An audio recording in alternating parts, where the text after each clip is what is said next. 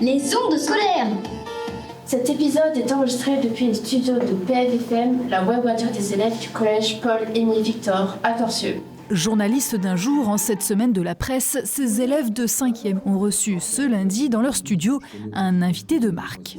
Nous partons à la rencontre de Laurent Cagnard, scénariste. Laurent Cagnard, l'illustrateur des derniers opus des Schtroumpfs, s'est prêté au jeu des questions-réponses, l'occasion d'évoquer l'actualité dans ce monde numérique où tout évolue très vite, notamment l'intelligence artificielle. Quand les peintres ont vu arriver la photo, ils flippaient tous, ils se sont dit la peinture c'est fini, puis bon on peint encore. Donc l'IA, si ça reste un outil, c'est intéressant. Si c'est pour remplacer les personnes totalement, oui, ça pose problème.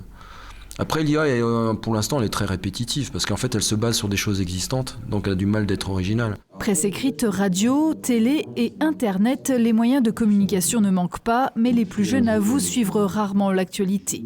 Une web radio, comme celle-ci, il en existe une centaine au sein de l'académie. Une expérience immersive et ludique. C'était intéressant de voir comment ça se passait à la radio et voir comment ça faisait de faire une vraie interview avec un dessinateur connu. Et du coup, qu'est-ce que tu as ressenti ? Au début, j'ai un peu stressé pour les questions, mais après, ça a été. C'était drôle, parce qu'on entendait notre voix dans le truc, puis en même temps, ça a du stress.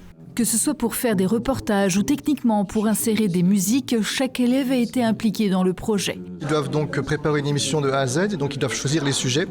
Le plus dur pour eux, c'est de s'intéresser à l'actualité. Donc ça les force un petit peu à s'intéresser à ce qui se passe autour d'eux.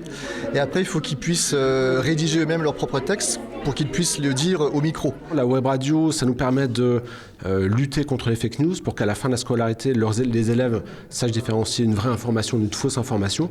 Et ça permet aussi de travailler les compétences orales, comme vous avez pu le voir à l'instant. Voilà, c'est déjà la fin de notre émission. Cette 36e édition de la Semaine de la Presse est relayée dans de nombreux établissements et vise à développer l'esprit critique des futurs citoyens. L'émission des ondes scolaires de Corcieux sera écoutée sur la web radio de l'Académie ou sur le site du collège d'ici la fin de la semaine.